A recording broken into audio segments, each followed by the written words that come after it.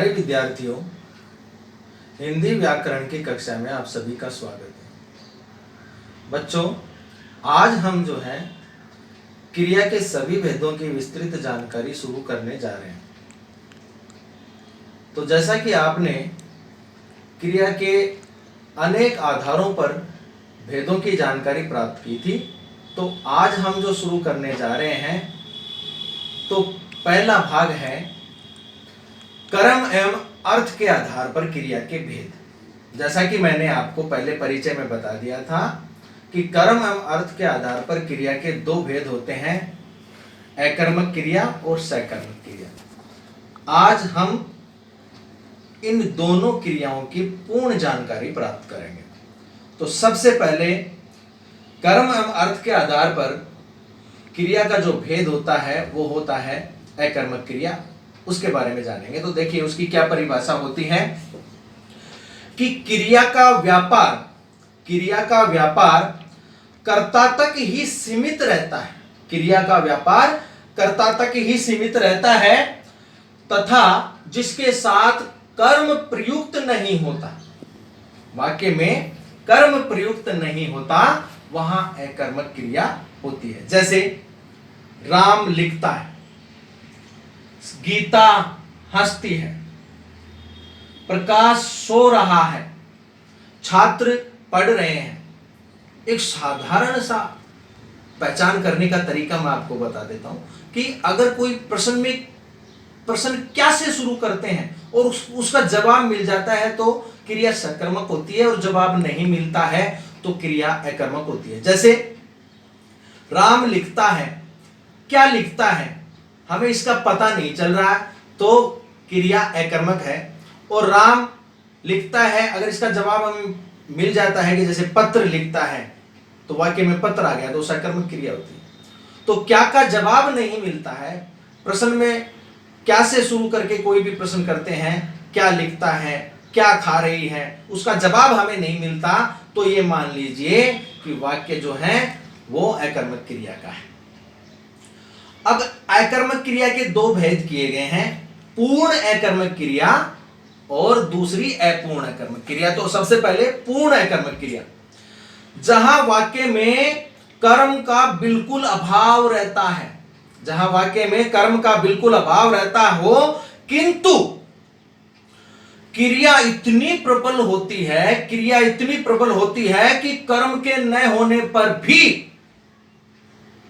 वाक्य का पूर्ण अर्थ निकल जाता है, वहां पूर्ण अकर्मक क्रिया होती है। जैसे महेंद्र खा रहा है, अब महेंद्र खा रहा है, कुछ ना कुछ तो खा रहा है, तो वाक्य का अर्थ निकल गया। हिमाक्षी रो रही है, गाय रंभा रही है, तो इसमें वाक्य का पूर्ण अर्थ निकल जाता है, इसलिए यहां पर पूर्ण अकर्मक क्रिया। दूसरा अकर्मक क्रिया का भाग अपूर्ण अकर्मक क्रिया।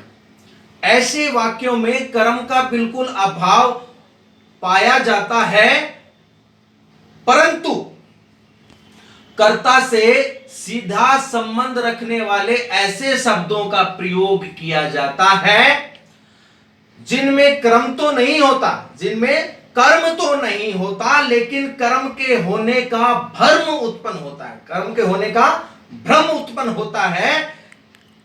यदि उन शब्दों को वाक्य से हटा दिया जाए तो वाक्य अपूर्ण अकर्मक क्रिया का हो जाता है, या वाक्य ही अपूर्ण हो जाता है। जैसे छात्र फुटबॉल से खेल रहे हैं, शिकारी कुत्ते से डरता है। ये दो वाक्य मैंने उदाहरण के बोले हैं। बच्चों, अब आप कहेंगे कि छात्र फुटबॉल से खेल रहा, सर इसमें कर्म है, ये कर्म नहीं है।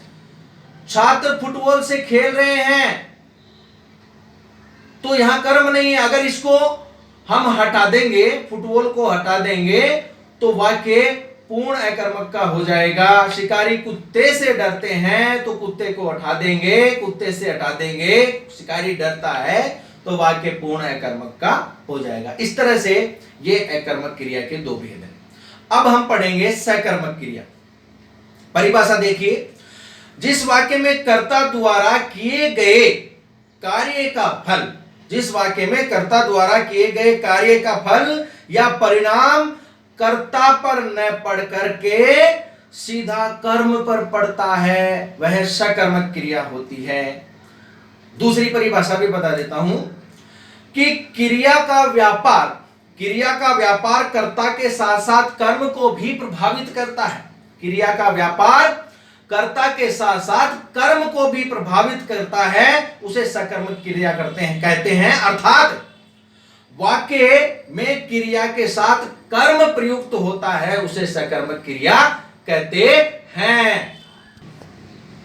हाँ, सकर्मक क्रिया के दो भेद किए गए हैं बच्चों। सकर्मक क्रिया के भी दो भेद हैं, पूर्ण सकर्मक और अपूर्ण सकर्मक। अब पूर्ण सकर्मक की परिभाषा जानिए कि जिस वाक्य में कर्म विद्यमान रहता हो तथा वाक्य का संपूर्ण अर्थ कर्म पर निर्भर करता है तथा वाक्य से कर्म का अलग करने पर या वाक्य से कर्म को अलग करने पर वाक्य या तो अकर्मक क्रिया का हो जाता है या फिर वाक्य अपूर्ण हो जाता है, वहां क्रिया पूर्ण सकर्मक होती है। जैसे सुरेंद्र आम खा रहा है, सुरेंद्र आम खा रहा है, इसमें कर्म आम है। अगर इसको हटा देंगे तो सुरेंद्र खा रहा है, हो गई ना अकर्मक क्रिया। सीता गाना गा रही है, इसमें गा रही है क्रिया है और गाना कर्म है, तो गाने को हटा देंगे तो जो वाक्य है वह अकर्मक क्रिया का हो जाएगा। जैसे सचिन क्रिकेट खेल रहा है, तो सचिन क्रिकेट खेल रहा है क्या? क्रिकेट। देखो क्या से जवाब मिल जाता है। जैसे सुरेंद्र आम खा रहा है, क्या खा रहा है? आम। यानी प्रश्न क्या से शुरू करते हैं, उसका जवाब मिलता है तो सकर्मक क्रिया होती है, जवाब नहीं मिलता है तो अकर्मक क्रिया होती है। अब सकर्मक क्रिया का दूसरा भाग अपूर्ण सकर्मक। तो बच्चों ऐसे वाक्य जो अपूर्ण अकर्मक क्रिया के होते हैं वे ही वाक्य अपूर्ण सकर्मक के भी होते हैं। जैसे पक्षी आकाश में उड़ रहे हैं, तो बच्चों पक्षी आकाश में उड़ रहे हैं, क्रिया हो रही है, कर्म नहीं है। इसमें आकाश में उड़ना एक भ्रम उत्पन्न करता है कर्म का, बाकी कर्म नहीं है। तो इसका सीधा फल जो है वो किस पे पड़ रहा है? कर्ता पे पड़ता है। इसलिए ऐसे वाक्य अपूर्ण सकर्मक के भी होते हैं और अपूर्ण अकर्मक के भी होते हैं। दोनों के उदाहरण एक जैसे ही होते हैं, ये याद रखना। अब एक महत्वपूर्ण जानकारी कि सकर्मक क्रिया के दो उपभेद भी किए गए हैं। एक तो एक कर्मक क्रिया, दूसरी द्विकर्मक क्रिया। पहले एक कर्मक क्रिया, ऐसे वाक्य जिसमें एक ही कर्म मौजूद होता है वह एक कर्मक क्रिया होती है। जैसे नरेश भोजन कर रहा है।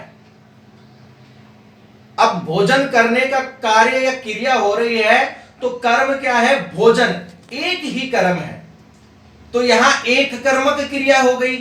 कई वाक्य ऐसे होते हैं जिसमें दो कर्म पाए जाते हैं, वहां द्विकर्मक सकर्मक क्रिया होती है। जैसे अध्यापक छात्रों को विज्ञान पढ़ा रहे हैं। अब बच्चों अध्यापक छात्रों को पढ़ा रहे हैं तो छात्र जो है कर्म है, एक कर्म तो ये हो गया। दूसरा अध्यापक छात्रों को विज्ञान पढ़ा रहे हैं या अध्यापक विज्ञान पढ़ा रहे हैं, दूसरा वाक्य भी बन सकता है। यानी विज्ञान और छात्रों या छात्र या छात्रों जो भी है, छात्रों और विज्ञान ये दोनों कर्म हैं, यानी यहां पर द्विकर्मक क्रिया हो गई। द्विकर्मक क्रिया हो गई, यानी यहां पर द्विकर्मक जो है वो क्रिया है, सकर्मक क्रिया। दो कर्म हो गए, छात्रों और विज्ञान।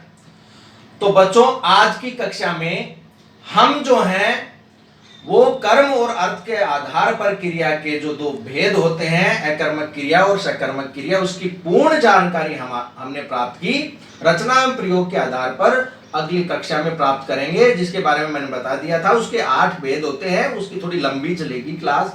आज हमने जो है कर्म और अर्थ के आधार पर क्रिया के भेद की पूर्ण जानकारी हमने प्राप्त कर ली है। आज की कक्षा में इतना ही। बच्चों चैनल को सब्सक्राइब करना न भूलें, बेल आइकन को दबाना न भूलें। और एक बात और ध्यान दें कि इसकी होमवर्क के लिए पीडीएफ फाइल मैं अपलोड कर दूंगा और उसका लिंक जो है आपको चैनल के नीचे सब्सक्राइब उसमें मिल जाएगा, डिस्क्रिप्शन में आपको मिल जाएगा, वो आप देख करके वहां भी ले सकते हैं, फाइल को वहां से भी डाउनलोड कर सकते हैं। इसके अलावा मैं जो अपने जो व्हाट्सएप ग्रुप चल रहे हैं क्लासों के, उनमें सब में जो है चैनल का लिंक और उसके साथ पीडीएफ फाइल जो है मैं हमेशा अपलोड करता हूं, वैसे कर भी दूंगा, ठीक है। और ये जो टॉपिक है ये कक्षा 6, 7, 8, 9, 10 सभी के लिए है, तो सभी ध्यानपूर्वक इसका होमवर्क कर लेंगे। धन्यवाद।